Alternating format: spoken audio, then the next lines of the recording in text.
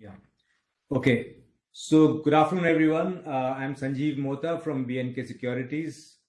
On behalf of B&K, I welcome Mr. Yashovardhan Saboo, My pleasure.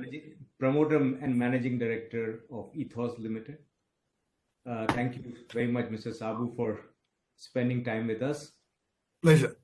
So the way the format is I'm going to ask you questions. I've got some questions also from others too. So it's the interaction between you and me on this.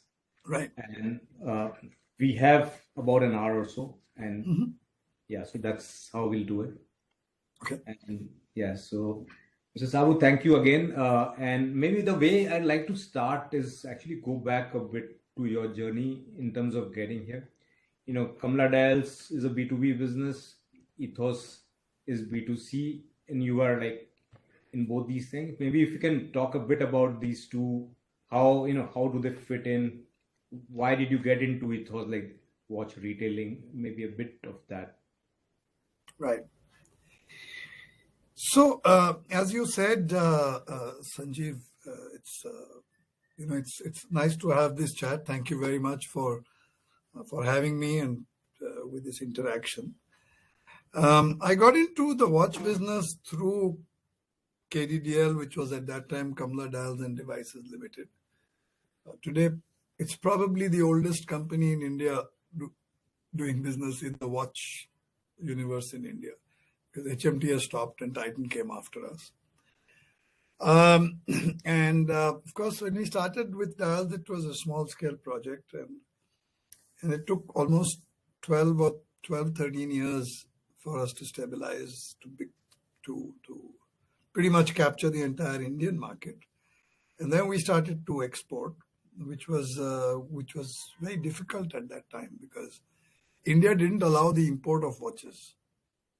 And every other country said, if you don't import watches, why should we import your components? The atmosphere. But anyway, we sort of managed to get going.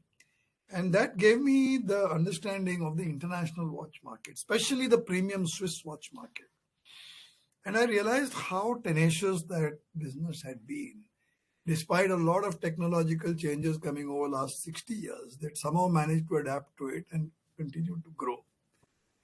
And I was convinced that India would be a great market for these watches.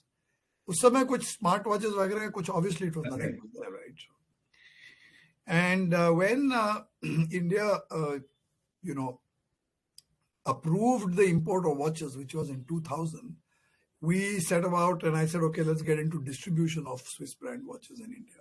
But very soon I realized that distributors would be disintermediated. You have the brand and you have the retailer. The brand is controlling the production and the brand and the product, and the retailer is the one who owns the customer kind of thing.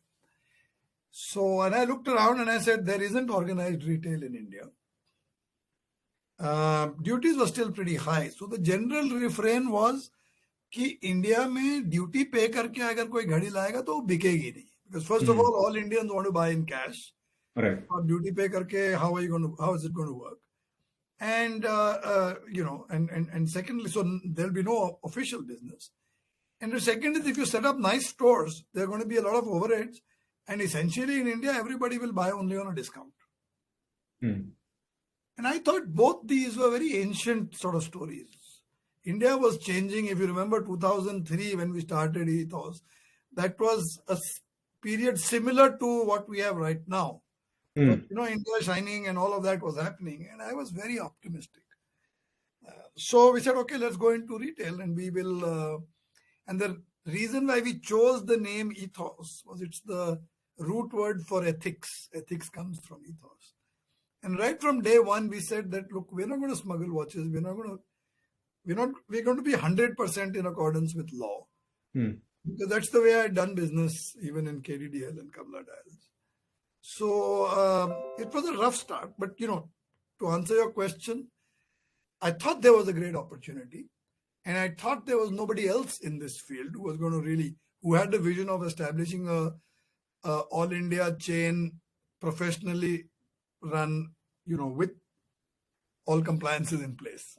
So that was really the start of getting into watches, Sure. watch retail. No, sir, yeah, absolutely. And it's been a great journey. I think now you have more than 50 stores. So, Right. but let's just talk a bit about the business itself. And before coming to Ethos, Sure. maybe a bit of macro in terms of. Sure. So, one of the ways, people look at it, of course, India is a very, very skewed pyramid where the top end is very small compared to the population of the country. And that's why even today, number of luxury cars sold, for example, is maybe 40,000 a year or something like that, right? I think that's kind of similar number of watches that you sell, or so Order in of terms of, magnitude, yes. yeah. So I'm just trying to understand, what is this market size? How should we look at it in terms of driving? What is the current market size? What is the key drivers of this market? So we have, I think the market size, they've been sort of discussed and decided, and it's out there. And there's a pretty good study by Technopack, which is out there, and I think you're right. It is a pyramid, and the base is, in terms of population, the base is overwhelmingly large. But the size of the pyramid itself is so large that even a small part on the top, numbers start to become sizable. Now, you're right to say that, we sell about, let's say, 50,000 watches, right? And our average price is about 1.6, 1.7 lakhs, which, by the way, has increased by about 100% over the last 4 years. That's right, yeah.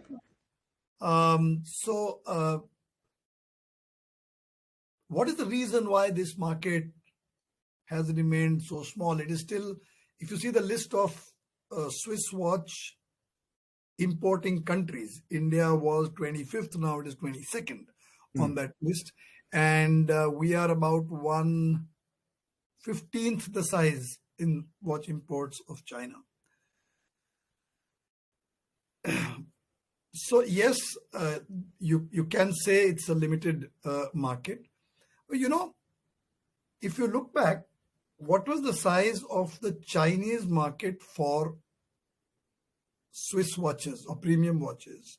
Way back in 2003-4, it was very similar to where we are today. At that time, the per capita income of China was about $1,700, which would be comparable to a $2,200 currently. In terms of infrastructure development, we are today similar to where China was way back, let's say about 18 to 20 years ago. Whether you talk about airports, whether you talk about railways, whether you talk about shopping malls, whether you talk about luxury brands, whatever. I see similarities, right? Very first time when we started to go, and Switzerland had just started talking about, oh, China mein ye dekho, ye mall aa raha hai, Shanghai mein. Today we are talking about the same thing, that look, here is the mall coming up in BKC and so on. So if I track what happened in China after that, I see a pretty good parallel. It is nobody's case that India's growth will be identical to China. I don't think so. India is a democracy. We know that there will be problems from time to time. Everything will not be one smooth acceleration. But even then, I think we are in for a period of growth. Not as perhaps as high as China. China was 9 and 10%, for several years. We are probably going to be closer to 7 to 8% once this current turmoil sort of settles down. And if you see how that will lead to the growth of the market, we are extremely optimistic about it. I believe the market will grow probably between 12 to 13% per annum. Historically, it was growing at about 7 to 8% per annum. I believe as it goes in, when this threshold is cost 2,200, 2,300, and the infrastructure, and I'll turn on one or two more points. So I think there is a huge growth ahead in this market for watches. The qualitative aspect is this. 10 years ago, we worried with an existential problem. With smart watches coming, what are we going to do? And we actively considered, getting into smart watches as well. What was the fear? That the younger generation will not see any logic in buying 1 and 2 and 3 and 10 lakh rupee watches, which are mechanical watches, which do nothing more than telling the time, telling it very beautifully. There's a lot of handwork and all of that. But there is no match for the functionality of a smartwatch. There is no comparison. You don't even compare. Yeah. So कैसे होएगा? Why should people buy watches? Just like, nobody wears ties anymore.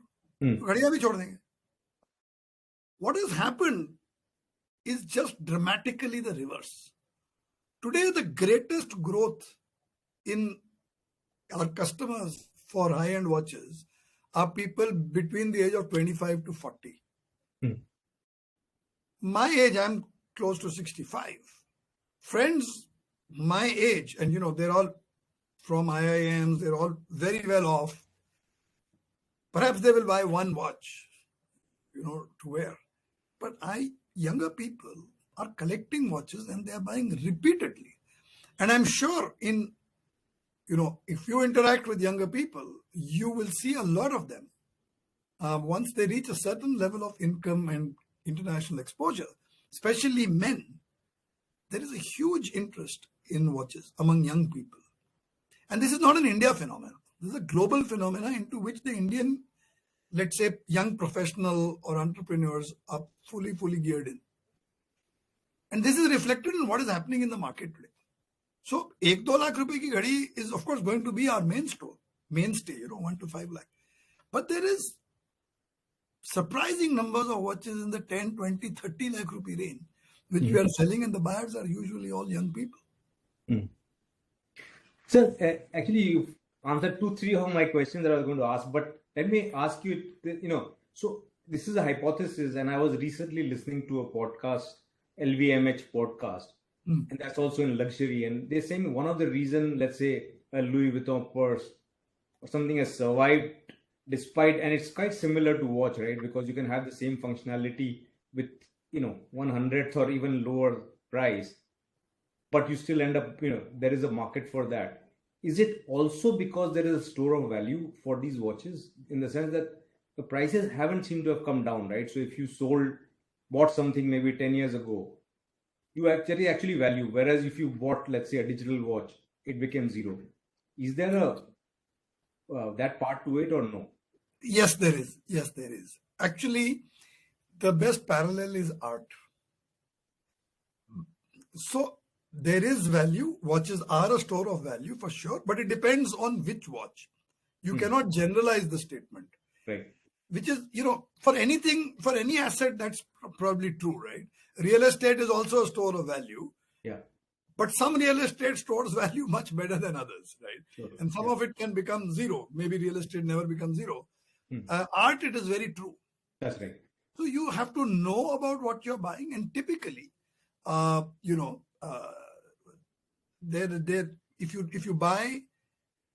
if you buy with knowledge, it can be a store of value. It has been a store of value. In fact, you are very right. Over the last 7, 8, 10 years, watches as an asset class has appreciated more than most others. Yeah. And in the last 6 months, some of the froth in all markets have come down, but it has come down least of all in watches. Right. Sure. So fair point. So going back to trying to gauge the size of the market or potential size of the market. So there was recently, one of the luxury car company that got listed, distributor. They were talking about that the penetration of luxury cars in India, even at the level where people can afford to buy it, is still very low. Would you say that for watches as well? Would that be a fair comment? I think the penetration is low. The number of people who are buying compared to the people who have the money and income to buy, that is low. So I'm saying, let's take a person who definitely has the money and wealth to spend 2 lakh rupees on a watch. Right. The desire to buy is less than the propensity to buy. Let me put it like that. But this is very different, as I said, between the older generation, let's say mine, and the younger generation. Because a watch, for the younger generation, the watch is no longer a functional product. Whereas for my generation, 50 and above, and I'm 60, so 60 and above, the watch was seen as a functional thing. In the mind, it is कि घड़ी का काम क्या है? Time दिखाना.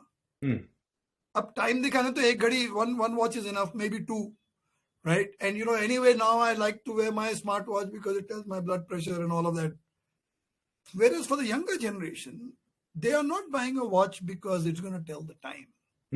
They're buying a watch because they identify with something about that watch. They identified with a group that likes watches. In an older generation, we may buy art because we have a blank wall and we need to cover it. But younger people, if they are buying art, it is because they want to show someone that, look, I have now got Hussein, or I've got a Tayyab, whatever, whatever artist. And that's a very important qualitative difference. Right. The social media has played a huge role in this. I was very surprised, and this caught me off guard. About just before COVID struck, our team, Ethos team, organized some events with watch collector clubs in India. Now, I knew that watch collector clubs existed elsewhere. They exist in London, in Singapore, and all these places. But in fact, in one event at BKC, the store had just opened. So it was actually during COVID. And, there were a lot of guests over there, and I was introduced that this is such and such watch collectors club. And I was so surprised because they were all below 40, extremely knowledgeable about watches. And, some of them were wearing 1 and 2 lakh rupee watches, but, in their mind, they said that, yeah, we know which our next 5 watches are going to be. And there were a few who were wearing more expensive watches. And this is one of, I think, at least 20 or 30 watch collector clubs that have come up in India today. Right. So this whole thing about collecting watches and watches being not merely a timekeeping device is very important in this whole sort of growth. Sure.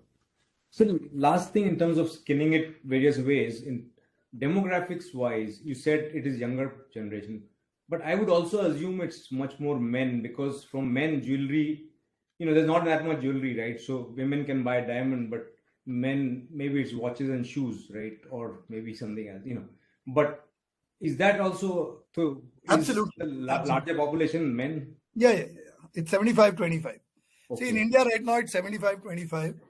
Women are still very much more keen on jewelry than watches. Globally, it's not different, but globally, it's more like 70-30, now getting into closer to like 65-35, because women too are, now want to be seen with a watch. They want to. So again, maybe it's not the right statement, but I think the difference between genders is diminishing. Right. So more and more men want to wear a kada, men's jewelry. And a lot more women are now saying, even at the time they're getting married, they're saying, Kiji, tisra set nahi, don't get me the third or the fourth set, just get me a nice jewelry watch and here's what I want, kind of thing. And of course, it's pertinent that women are buying larger watches than before. So again, the gender differentiation is actually reducing a lot. Right. Great. So, and one more thing about, again, I'm still at the macro level in terms of number of cities. I think we have 14. We are in about 14 cities currently. We are now, I think we are now in 17. 17. We just opened Siliguri, and I think we're on the verge of opening another city. I'm not sure if we've sort of already announced it. Right. But I think so a lot of new cities are coming up. But yeah, we are definitely more than 14. I think we are in 16 or 17. So if we look at 16, but in terms of number of cities based on, per capita income, based on demographics, how many cities at this point do you think can have, a watch store? Sanjeev ji, it depends on what kind of watch store you're talking about. So let me give you experience about Chandigarh, which was very early on, and Guwahati, which is later, and So Chandigarh, when we started our store 20 years ago, Chandigarh was what it was. I mean, it was really a tier 3 city. Mm. And it took a long time for the base to be established here. Because Chandigarh had wealth, but the people either shopped abroad when they went, or they shopped in Delhi and Bombay. But when we established the store here, when we do events, it gets visible. Slowly people start buying watches locally and the interest grows. In the initial periods, and I think that's partly a psyche in India even today, if something is available locally, उसकी value, उसकी snob value थोड़ी कम हो जाती है. That's right. So if, until Louis Vuitton bags are available in India, they were the most coveted thing. And now that Louis Vuitton is available in India, it is still very coveted. But, people saying, yeah, but this one I got in London because in India में नहीं मिलता है. वो snob value है थोड़ा. But still, I think local availability creates a market, hastens the creation of the market. This was our experience in Chandigarh. And today Chandigarh is one of our strongest markets. Right. It is rivaling many cities which are 3 or 4 times the size. Guwahati, which opened during COVID or just before COVID, in late 2019, has had a similar experience. So what happens is, when we start a store, we cannot have the very high-end prices over there. When we start in these tier 3 cities. Sure.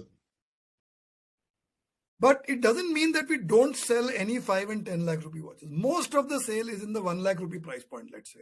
Right. But Joe, the wealthy citizens of that city, they will come occasionally and ask, look, I've seen your website. You have such and such watch, Bulgari ki, you have got it. Do you have it here? No, sir, we don't have it here. But if you tell me what you want, we'll get a collection for you to choose from.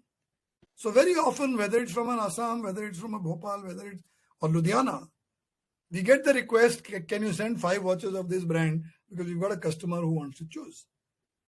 And then from our store in Delhi or Bombay, wherever we have that, we will send the watches there. And most of the time, it ends up making a sale. This starts to create a market. Now, your question was how many cities we believe? I think our plan now is to get about 24 cities. Right. We believe 24 cities can have a watch store in the premium category, which means averaging at 1 to 2 lakhs. Right. It doesn't mean that we will stock 5 and 10 and 20 lakh rupee watches there, but we will sell even those watches even without stocking. Understood. So sorry, maybe just a definitional thing. So the way you are defining premium watches is 1 to 2 lakh, and then luxury above 2 lakhs. Is that?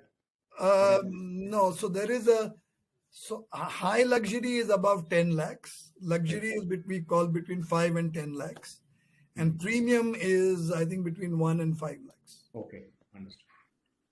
Okay. So we talked about so size. You've said that that the study talk in terms of, and you talked about demographics. One of the things that also has been driving this market size is the selling price itself, right? And do you think that is something that will continue to be a key driver of the market overall size of the rupee market? You think rupee value of the market? Sorry, I didn't quite understand the question, Sanjeev. So what I'm saying is, if you look at the overall size of the market in rupee terms, one of the key drivers of the market has also been the increase in prices of these watches. Mm-hmm. And when you talked about growth in the market of double digits or more, what kind of assumption are you making on the price on that? Or are you talking volume only? No, there is obviously a price factor to it. We believe that volumes will probably go up about 5 to 6%. Right. And 6 to 7% will be the price. Right. And the product mix itself is taken into account when you say that, because you are saying also that the faster growing is the higher end.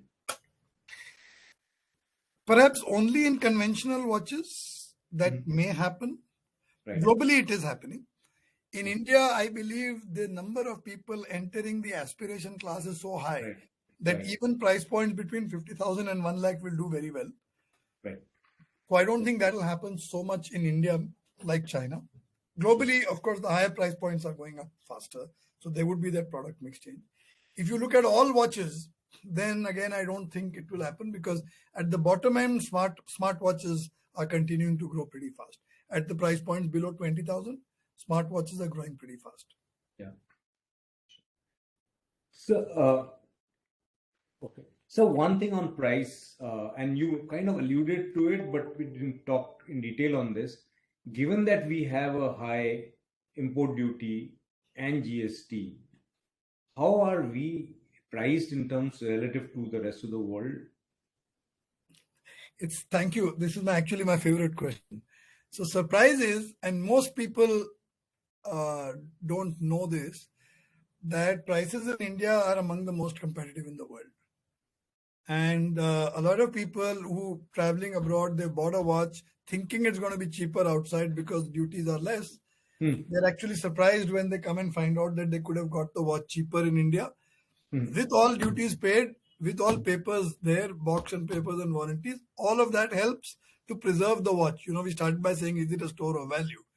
If you buy an expensive watch and you have all the legal papers and you have the box, the original warranty card, everything, 10 years from now or 5 years from now, the watch will preserve its value much better because it has all these things to support the genuineness of the watch. So on the price, it is true, and this is true across brands, that prices in India are very competitive.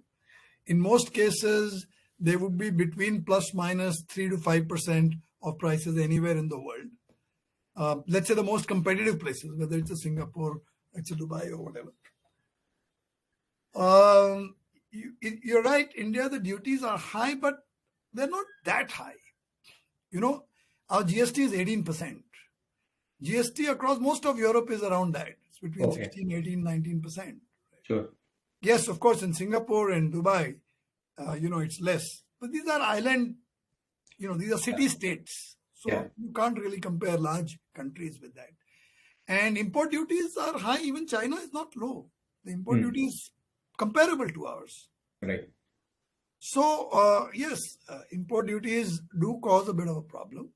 But again, it's, and we are still able to manage to keep the prices competitive because retail margins in India are lower than the rest of the world compared to countries where duties are low. And the ex-factory prices from brands is also, they price it at the bottom end of their range to be able to give a reasonable margin to the retailer and still keep the final price very competitive. To some extent, they are subsidizing. You can say that just to seed the market. Is that the right? I mean, again, so they have a range. Right. I think the policy across brands has now become to have a kind of a uniform price, final price globally within a band. Right. And in order to do that, they also have a band of prices within which they do an X factory. And that band is, it's usually within a plus minus 5% kind of a range. So Right. for geographies where import taxes are high, they would price their X factory prices at the lower end of the band. Right. And where it's high, it would be at the higher end of the band. And how do they deal with rupee depreciation of the kind that, for example, we've seen a very sharp rupee depreciation. How does that work through the system? So typically, brands would wait to see whether it's just a short-term movement or it's there to stay. Everybody is pretty much aware that, in the long term, the rupee has depreciated about 4% a year, and that's something that may continue. Although there is now a lot of discussion that perhaps the depreciation of the rupee in the long term will slow down the way it happened in China. And that is compensated by annual increases in the rupee price of the watch, Right. which usually happens in January, February. Okay. It's seldom more than, there's a price revision seldom happens more than once in a year. Okay. I understood. Fine. So in terms of like coming to the Indian watch market, so what's the competitive scenario like? How many, I know you're the largest, but then how is the rest of the competitive scenario? So historically, we are among the younger retailers. Right? In every city in India, and obviously the major cities had more than one, and even in tier 2 cities, there's usually one retailer who historically was an HMT watch retailer, became a Titan brand retailer, gradually started to, sell other brands. And without taking any names, many of them were offering Swiss brand to their high-end clientele, even when the import was not allowed. Right.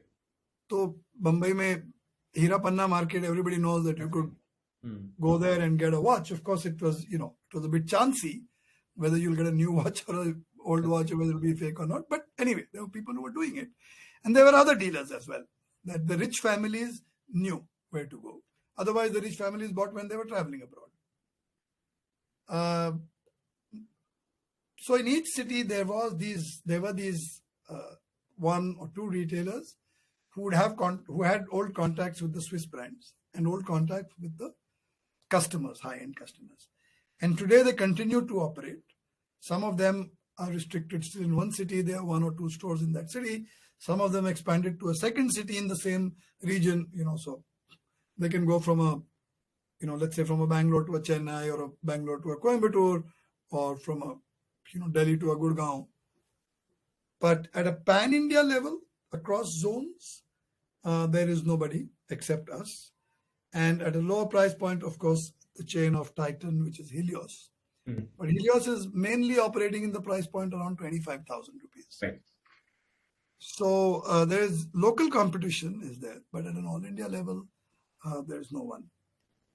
It's, I think, and in all organized retail, this is something that anybody who studied retail would know, that when you come to a multi-locational, multi-store operation, the kind of management structures and processes that you need are extremely important and difficult if you haven't sort of the mindset of handling things professionally. In a pure owner-driven kind of a scenario, where you want to have one close relative in every store, that naturally restricts the number of stores you can work with. That's right. And I think we don't see anybody else having made that leap, which is the reason why I think we are gaining market share. And in the years to come, I feel we will have an even larger share of the market than we have right now. But what stops, let's say, Titan launching a Helios Plus Plus, and say that we'll get into this super luxury? Why do you think that we have that competitive edge that not easy for others to get in? I mentioned one of them, that for scale, I think you need processes, you need structure, you need a professional environment, which most of the existing retailers today are really owner managed, family managed. And I'm not saying that the transition can't be made, but they haven't done it in the last 20 years. So I don't know. I think it's not easy. What I meant was someone like a Titan doing. So Titan is, of course, Titan is an extremely competent and a very well-run company. Well, I don't know if I know the answer to that, except I know that they tried to be in many luxury parts of the watches, but up to now they haven't really succeeded. So, they had a luxury brand. They had two luxury brands, in fact. Xylus is one brand in the Swiss watch. It's a Swiss watch brand, and they still have Xylus watches, but it's not really very I think it's probably less than 5% of their portfolio of watches. And Faberluba, of course, was closed, and that was meant to be. It's a fabulous brand. It's the second oldest Swiss watch brand, and everybody expected Titan to make a huge success of it. They've given that up. So, and the other thing is, I think Titan, the watch business is historically very, very important for Titan. But in terms of size of business, right, it's not that important. I mean, the jewelry business is 80% of Titan, and there's a whole lot of other verticals coming up. Sure. And the watch business itself is small in the overall scheme of things. And within the watch business, then you have the luxury business, which requires a very different mindset. I mean, Titan has better competencies than most companies I know. Right. But they haven't really succeeded in the luxury segment. There is one other thing which I would like to mention. I think luxury brands are a little bit afraid if their partners do too many different things and don't focus on their business. Right. Knowing the product intimately, knowing the customer intimately, knowing your internal team intimately, that becomes a very important part of the partnership with luxury brands. Right. And therefore, I think that gives us a certain moat. You mentioned Titan, but there are also other very big players in the retail business in India. So you could very well ask, why are they not in watches? Yeah. I don't know why they're not in watches, but they're not. So. But sir, it could also be that, a lot of these watch companies globally are kind of family-run businesses, and maybe they like to do business with families. Can you maybe, I don't know if that's one of the reasons. It could be. Right. I think there is, even though they are, many of them family-owned businesses are run professionally. But I think there is some truth in what you're saying as well. Right. So coming to Ethos, we've talked a lot of macro. In terms of growth, we've last 2-3 years, I guess because of COVID, we haven't grown as much. And as you said, you even thought about the business, but now you are looking to do something much more aggressive over the next 2-3 years. Talking about almost 40 stores coming up, which is so. If I look at your growth, how should I look at it in terms of same store growth, new store? If I add all that up over next 3, 4, 5 years, what kind of growth should one be? How should you want to break up the growth? Well, we all speak about projections, and of course, we can't live without projections. But the fact is, we don't have a crystal ball, right? Way back in January 2022, before the Ukraine war started, nobody could have forecast the next 15 months are going to be what they were. Sure. Even after the Ukraine war started, people thought कि अभी 1-2 महीने में खत्म हो जाएगा. And not everything which has happened today is because of Ukraine war. There was also sort of other troubles which were anyway there. Now, 15 months ago, we sort of said that in this fiscal, we will grow by about 30 to 35%. Obviously, over a slightly low base because Q1 in the previous year was impacted by COVID. So 30, 35. And a lot of people said, yaar, bahut zyada aggressive hai, don't give this figure. But I said, look, I can see it happening. We can see the undercurrents which are there. Once all this crisis hit and everything has happened, we were of course cautious कि पता नहीं क्या होगा, how the market will react and so on. However, despite all of this, in the last 8-9 months being, let's say, impacted globally, and India has also seen an impact. we will be close to the 35, the higher end of the number that we had given. We are 15 days away from the close of the month, so we can say that now. Close of the year, sorry. So how do I look at that? I can say that, look, economy mein, stock market mein, climate mein, whatever is happening, it doesn't impact the mindset of the people who are buying watches. That's not true. Obviously it does. If you've lost some wealth, you're not going to be that keen to buy expensive watches. So of course, but despite that, we've hit a very good growth number across the year. So my reading is that had the economy not been in such a turmoil, we would have easily exceeded this guidance. Which leads me to believe that when the situation stabilizes, which it will, I mean, yes, it's a disturbed moment in the global economic situation, but it's not the first time that it happens.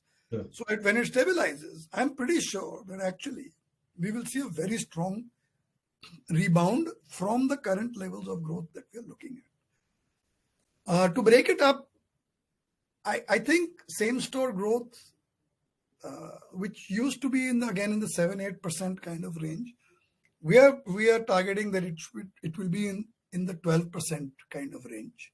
Right. And another similar, between 10 and 15% growth will come from the newer stores. Right. So we are looking at, overall our target is to grow at about, close to 25%, definitely 20% plus over the next couple of years. Sure. Whether it will be, exactly this every quarter, obviously not. But as we go along, I think it's going to be that. And I was comparing with other retail businesses, whether in general retail or in premium and lifestyle retail. I think these numbers are high. These numbers are aggressive. But I feel very confident that we're going to be able to do it. It's also that the base is low. The penetration, as we spoke about, is low. There is, if you go, internet and social media is the main driver, right? And if you see the presence of Ethos, right? The Ethos presence is more than all the other retailers, competitive retailers combined. Whether it's traffic on the website, whether it's Instagram, all the social media handles. So I'm very confident that this kind of a growth target we're going to be able to maintain. Sure. Sir, I won't go detail into store economics because you have mentioned it in your conference calls enough number of times. And I think you've talked about like 1.5 crore for a new store as capex and about 5 crores as inventory average, and break even in 1 year and pay back in 3 years, right? So that's the ballpark, and you're maintaining that, right? Yes. So, yeah. But let's come to, I guess, the balance sheet side. Look, if I'm looking at overall ROEs of the company or ROCs of the company, and the two main drivers, which is looking at the balance sheet and the margins. But if I look at balance sheet, I was noticing that we have, even if I take away payables out from, net it off from payables, the inventory, we still have about 105 days of, at least in FY22 I'm talking about, 105 days of, working capital that is required. I was looking at even the the Switzerland watches, right? The watches of Switzerland? Switzerland, yeah. And they have only about 27 days. So do they have something more, do they have better bargaining power, and hence, or why is this the case? Nice question. So, watches of Switzerland is a special case. You know that there are some brands in the high-end watch space, which are supply constrained brands. That's right. Rolex. I mean, Rolex is one, Patek is another, Audemars Piguet is another, and then there are 2 or 3 others. So for these brands, I don't get enough stock. Nobody gets enough stock. Right. And whatever I get, it's either pre-sold or it will be sold in the next 1 month. Right. That's true for Watches of Switzerland. That's true for me. That's true for everybody. Right? In the case of Watches of Switzerland, almost 70% of their sales Right. comes from supply constrained brands. Mm. In my case, it's much, in Ethos's case, it's much, much less. Right. So if you see, for example, if you were to go with the my stock of supply constrained brands, Mm. it's similar. 27 days would be a pretty good, Right. accurate kind of a number. Mm. But what's the problem if 70% of your business is coming with supply constrained brands? Right. How are you going to grow? Sure. You can't grow. Sure. So what is happening with Watches of Switzerland is that they recognize this. Mm. And they are increasing their portfolio of non-supply constrained brands. Right. Right. So that the percentage of sales of non-supply constrained brands will grow, allowing them to grow overall. Right. And you will see as time passes, it will be a similar situation that their number of days of stock will start increasing. Sure. So it's a trade-off for them. It's a trade-off between growth and so what happens also is that in the luxury business, right, contrary to, let's say, a pure e-commerce, or people are not going to buy only looking at a catalog or a website. They're going to actually have to see the watch. So you need to have the stock in inventory. You have to have that particular watch in inventory. There's a particular model, right? It has, let's say it has a black dial. I have the black dial on stock, but it has two other variants, a gold dial and a white dial. I can't tell someone, ki ghadi ji bilkul, it's the same. Right. But now it's, if it's a white dial, if you want the white dial, you can order it, I will get it. The customer, maybe for a 10,000 rupee watch, the customer will say fine. But if the customer is paying 3 lakhs or 5 lakhs, she or he is going to say, guys, get the watch. I want to see it before I confirm the order. So there is a certain minimum stock that you need to carry. One other thing I would say, one of the big reasons why Indians did not buy in India and they bought outside was they always said कि India में range पूरी नहीं दिखती. When I go to let's say an Omega boutique, I would see 40 pieces in India, but when I go into a boutique in Singapore, I will see 120 variants.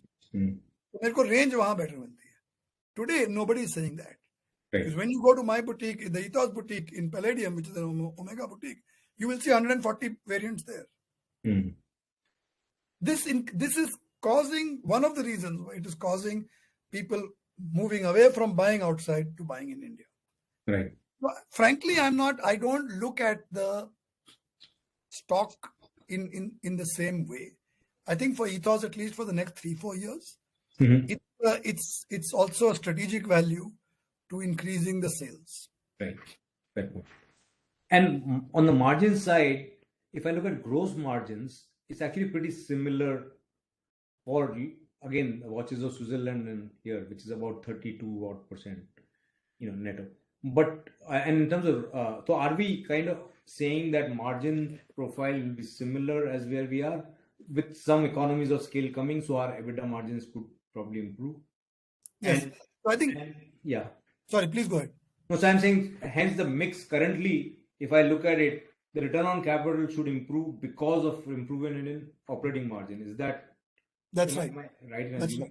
I think gross margins, we are close to what we can get to. Right. I don't think gross margins, as you rightly said, we are at similar levels from international benchmarks. However, India is not as big a market as Watches of Switzerland or Hourglass in Singapore or Booker in Switzerland or whatever. Right. So the amount of throughput per square foot per store is much higher there.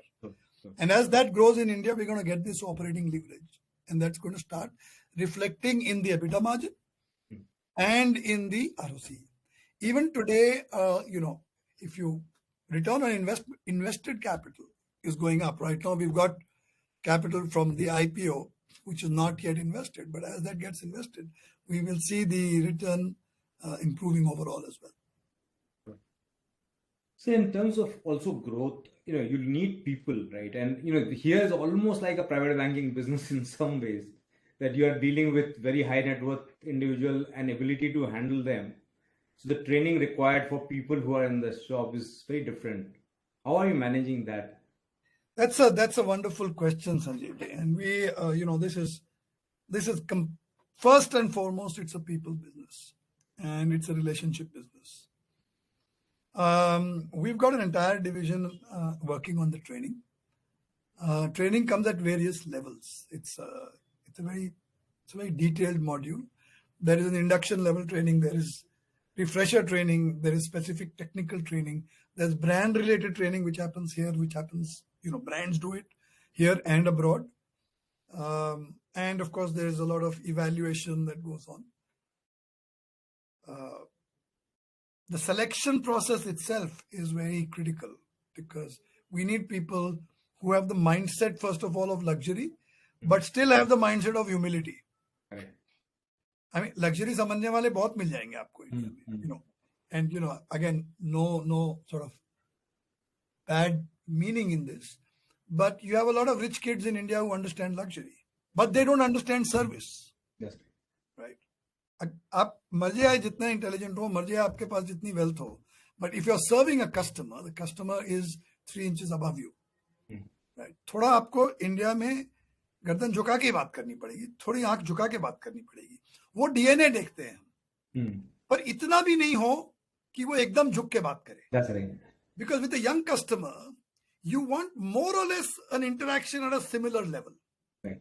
Right. You go to, what's the difference between an Oberoi hotel and some other hotels? Right. They will serve you almost as equals, Right. but still give you the respect of a customer. Right. That's the balance that we try to get at the time of selection, as well as during the training and the evaluation. But it's a key point. It's an absolutely key point. If our growth, we identify that the biggest thing we've got to crack,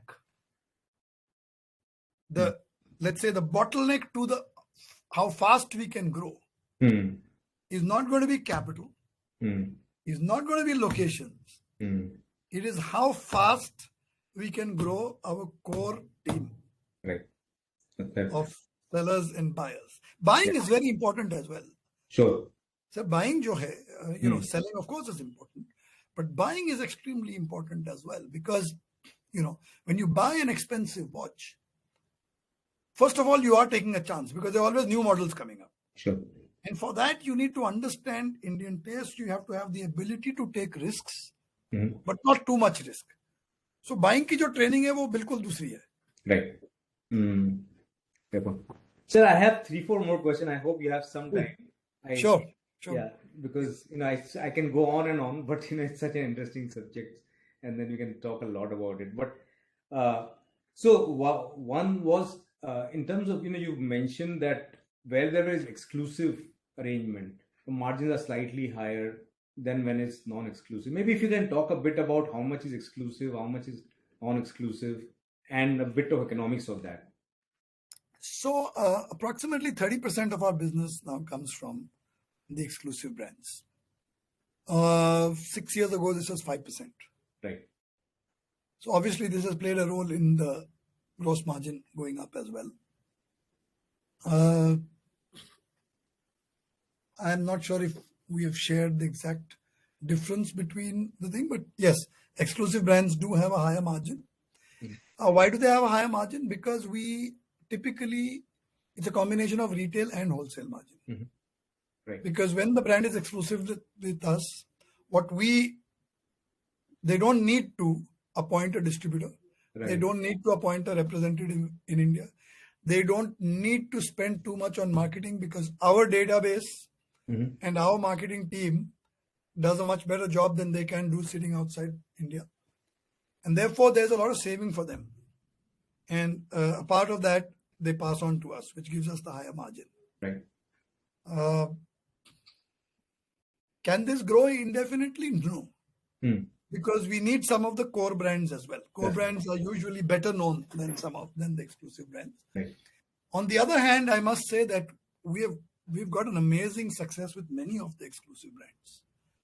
And some of them are, rivaling the core brands when it comes to the amount of contribution or the gross margin that we make from them. Right. Over the last 5-6 years, some of them have grown very, very well. Right. And this gives us reason to believe that, we can probably increase the share of exclusive brands from the 30% to between 35 and 40% over the years. Right. And EBOs that we have, Okay.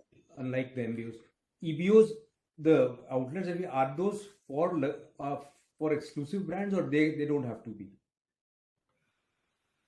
But EBOs can be for any brand. I mean, we run EBOs for brands from Rado. Even there, I think we have even one with Tissot, which is at 30,000-40,000 price point, and it goes all the way up to Rolex and Bovet, which is which starts at 10-15 lakhs. EBOs have a certain role to play in the overall market, and therefore we will always have a combination of EBOs and MBOs. Brands like to establish EBOs in some key markets to establish a sort of a signature presence. And because they have a boutique, they have some watches that are reserved for their boutiques, limited editions and stuff like that. So for us as a retailer and for our clients, it's important to have access to those limited edition pieces. So it makes sense for us to do an EBO. And for the brand, an EBO also makes sense because, in a Delhi and a Bombay, they need to have that brand presence. So that's really the justification for the EBO. Of course, world over, 75 to 80% of the business happens in multi-brand stores. And in India too, it will be the same. Right. Multi-brand stores have, on the other hand, they have a huge role to play where a customer is brand undecided. And today, 80% of the customers in India are brand undecided. Right. Even if there's a brand decided customer, most of the time, if you tell them, are you close to the idea of considering any other brands? He or she will say, well, I have in mind brand A, but I'm open to consider other brands. Right. So multi-brand will continue to be important, and EBO of course plays an important role too. Right. Last question on this, and this is more like of just what happens to the unsold inventory? It gets sold. No, so yeah, how? So the beauty about the luxury watch business is that unlike fashion watches, watches don't go off catalog for years. Right. So the Omega Constellation, to give a very easy name, or the Rolex Oyster Datejust, they've been on the catalog for 10, 15, 20 years. Right. But, and what also happens is that over the years, because of the price escalation, there is a hidden margin that builds up. Right. So let's say a watch has remained unsold for, let's say, 2 years. We have a process to identify these, and then these are set aside to be offered either through our loyalty program at special terms, right, which is never advertised. That's one of the benefits given to customers who have a long buying history with us. They also become part of offerings for corporates. For corporate gifting, that's a very useful thing. Right. So basically, we have almost nothing that remains unsold.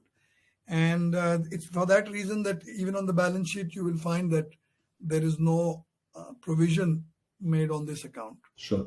So this is typically, when KPMG took over as the auditor from Grant and Thornton, they went through the inventory with a fine comb, and Ernst & Young did it 2 years ago. But no, I think we work on this pretty well. Sure. And now with what's also happened is that more and more we are using data in our purchasing decisions. Right. So we find that the percentage or the part of watches that stays on stock for too long is falling very sharply. Okay. And that's great. So last question, not on watches now. Basically, if I look at optionality in the business, two businesses that you're getting into, one is luggage and one is jewelry business. Just what's the logic? And so is it like you're becoming a house of, luxury and across various products? Is that the thought, or how are you looking at it? That is the thought. Right. That is the thought.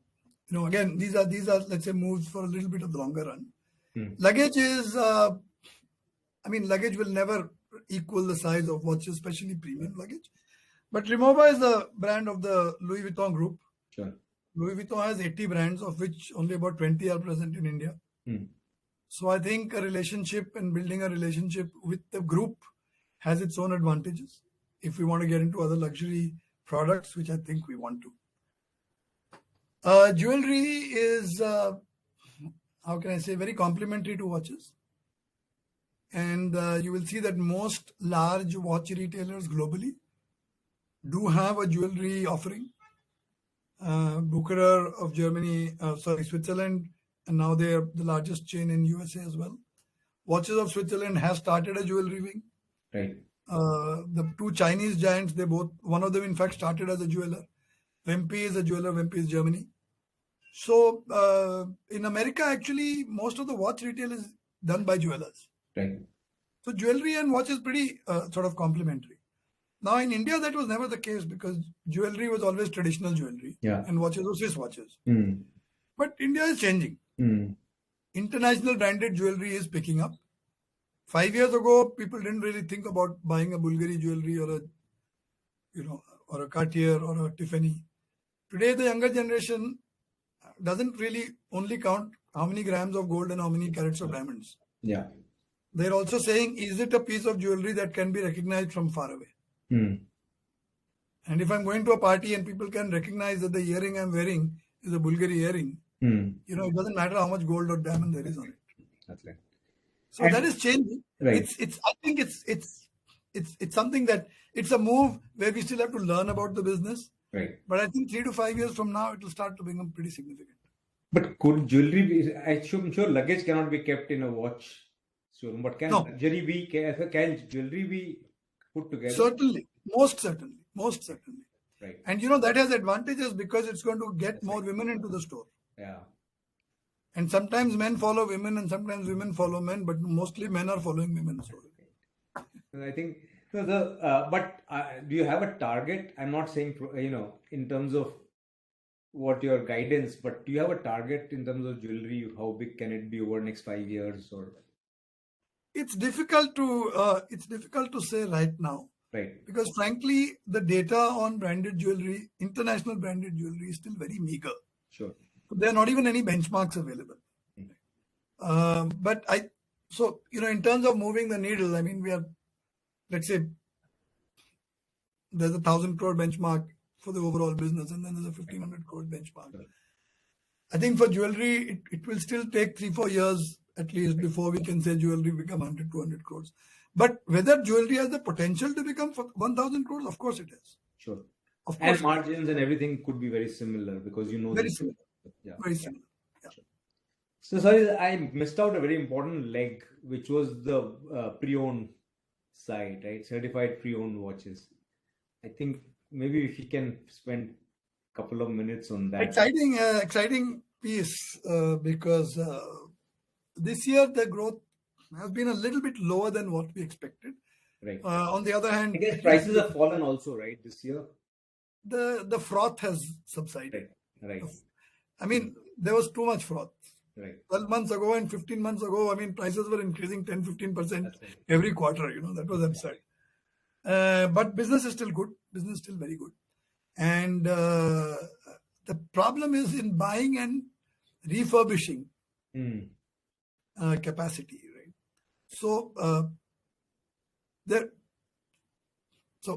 let's say this year it was a little bit slower than we expected, but it's now picking up very fast for two reasons.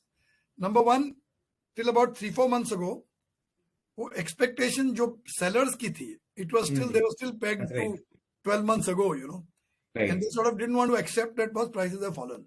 Correct. So you could get 5 lakhs for your watch, but today you can't get 5 lakhs. The market price is 4 lakhs. Right. So there was a hesitation to sell. So supply dried up. It's picking up again. And the second reason was that the refurbishing capacity. We don't just buy and sell it. First of all, we check that it's a genuine watch. We refurbish it to a situation where it's almost new. Right. And this requires mechanical watchmakers because these are expensive watches, mechanical watches. So it's not just changing a movement. You can't change the movement. You have to repair it, and that's a long process. So we are continuing to hire more watchmakers, but training them takes a long time. We're now it's picking up pace. I believe this business will continue to grow over the next 5 years in high double digits. We're talking about like 50 to 60% growth CAGR over the next several years. Yeah. How big is it right now? I think this year we should be somewhere between, I think about 55 crores, if I'm not mistaken. 55, 60, somewhere in that region. Right. But this is more online. Yes. We have only one lounge, which we call the Second Movement Lounge, which is an experience center. People can come, they can see their watches being refurbished. They can look at watches, what is available. They can speak to other collectors and so on. This is in Delhi, and it's never part of our store. So the Second Movement Lounge is always separated from the new watch stores. And perhaps not next year, but the following year we will do one in Bombay. But all the business is online. Right. And in terms of balance sheet requirement, do you buy these watches or? That's changing. In the past, we were buying these watches. We are moving more and more to a model where we are saying, look, you give us your desired price, you leave the watch, we will get as close to your desired price. If we can't get it, we'll return the watch to you. If you can get it, we will sell it. They only have to agree that if we sell, they will pay the refurbishment cost. Right. Sure. So I think next year we expect at least 25% of the business to happen, let's say the consignment model. Right. But otherwise, it could potentially give a loss also if you're outright buying it. Yes, you're right. Particularly in a market like last year's. Right. You could do that. Right. So, in fact, globally, this has happened. Globally, more and more of the leading companies in this business are opting for a consignment model.